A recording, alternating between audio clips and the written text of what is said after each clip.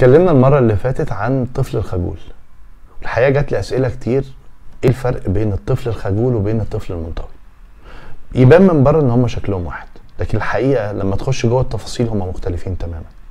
الطفل الخجول هو عنده مشكلة مع المجتمع، لان احنا زي ما قلنا المرة اللي فاتت هو عنده مشكلة في الثقة بالنفس، عنده ثقة في نفسه، فعنده مشكلة مع المجتمع، بيخاف يظهر، بيخاف يطلع مشاعره قدام الناس.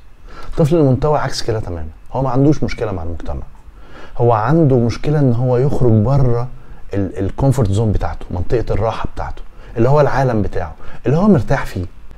اوعى تجبر الطفل المنطوي ان هو يخرج بره العالم بتاعه، اوعى تجبره ان هو يتعرف على ناس جديدة زي ما بنعمل بطريقة غير مباشرة. تعال اخرج معانا، تعال انزل معانا، تعال روح معانا المشوار الفلاني. انت كده ما بتساعدوش، لان الاجبار هو عدو الطفل المنطوي. عايز تطلع احسن ما فيه، خدها بتحدي، خدها بتشالنج، ويطمن لك، خليه يطمن لك ان انت مش عايز تاخده من الحته بتاعته، لان احنا كاهل بنبقى عايزين ناخدهم من الحته دي وحاسس ان هم في خطر، ابني لوحده هو في خطر، فانا عايز اخده واخرجه بره في المجتمع. على فكره لو انت عايز تاخد احسن ما عنده خليها تحديات، ولو انت عايز تاخد اسوأ ما عنده اجبره.